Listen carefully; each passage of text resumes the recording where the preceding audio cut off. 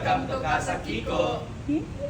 Hello mga kabisaya o welcome sa atong another vlog karong adlaw diri sa Cagayan de Oro City.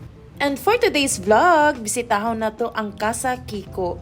Today is Saturday o walay klase ang mga bata mga kabisaya. So we decided nga mag-date mi ni Pearl diri sa Casa Kiko. Isa sa mong mga banding ni Pearl mo gini mag-adto sa coffee shop para i-try ilang mga specialties, drinks o mga delicacies. Nakaadto na ba tatanan sa Casa Kiko or ako lang gyud ang wala nakaanhi mga kabisaya? If 10 is the highest, then definitely i-rate na ko siya 10 over 10 mga kabisaya. Grabe guys, maka-in-love kayo nga place. From the food, style, and ambience sa Casa Kiko mga kabisaya, definitely a must-visit cafe in Cagayan de Oro City. I never thought nga inana siya kagwapo inside, but of course, inana po siya ka-amazing outside mga kabisaya. Ang soft lunch na mo ma'am kay katong March 19, 2021. Ah, sukwa na. Dugay-dugay na dahil, no? 1 year plus na. And then, unsa yung store hours din eh? Store hours usually will open at 11 a.m. Then Closed. it ends with 9 p.m. Wow, every day. Close mo siya every Sunday. Ah, Ang term na Casa Kiko is na siya. It is the combined term sa mga Francisco cousins po.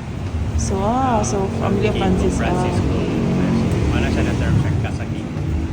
Casa or house mo po na siya. So, ilagi ning house din eh. House, yun siya na renovate man dayan. Hindi mo na siya cafe. Wow.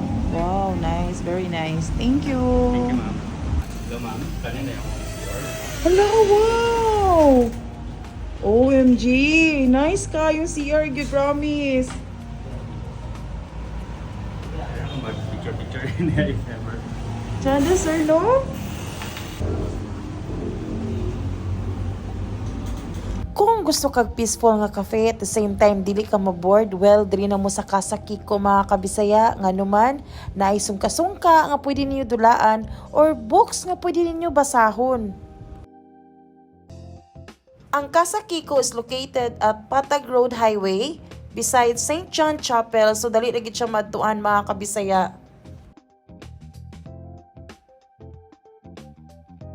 Of course, the exciting part is ang food nga gi-order na to mga kabisaya. First, I ordered 2 iced coffee which is the Spanish latte and the caramel macchiato. Then, I ordered also the alio pasta which is more lang bestseller. And then, the chicken burger with fries.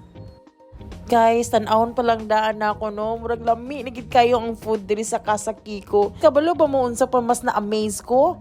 Grabe, 570 ra kong nabayran. Tanan sa akong gi-order. Inana siya ka barato at the same time. Inana siya ka bongga, di ba? Og lami pagit kay lang gravy mga kabisaya nga pwede ra gid kay nato isahog sa atong chicken burger. Convinced na gid ko mga kabisaya nga this chicken burger sa Casa Kiko is one of the best burger in Cagayan de Oro City. Sa mga nakailan ako mga kabisaya, dili gid ko mahilig og pasta, but I tried their bestseller which is the alio pasta. O grabe, lami agid kayo mga kabisaya. Uncomparable o unexplainable ang taste silang alio pasta which is I find it very amazing. Simple ra kay siya mga sagol guys, pero grabe kalami.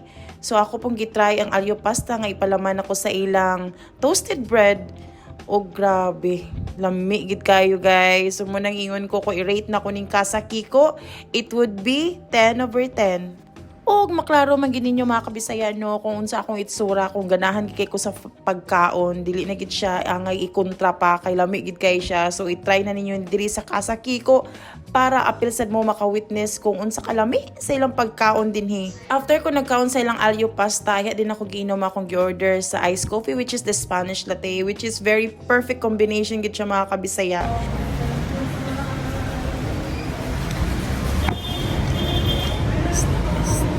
Lamig kay guys, in fairness, lamig tayo diri sa Casa Kiko. Og mo na gini itsura na to mga kabisaya kung busog gid kay ta sa atong gikaon ba. May patron card na every 10th drink na may plated. Wow, thank you. Thank you so much, sir. Ano sa name ni mo? Sad po, for sure. Hi, Sir Sed.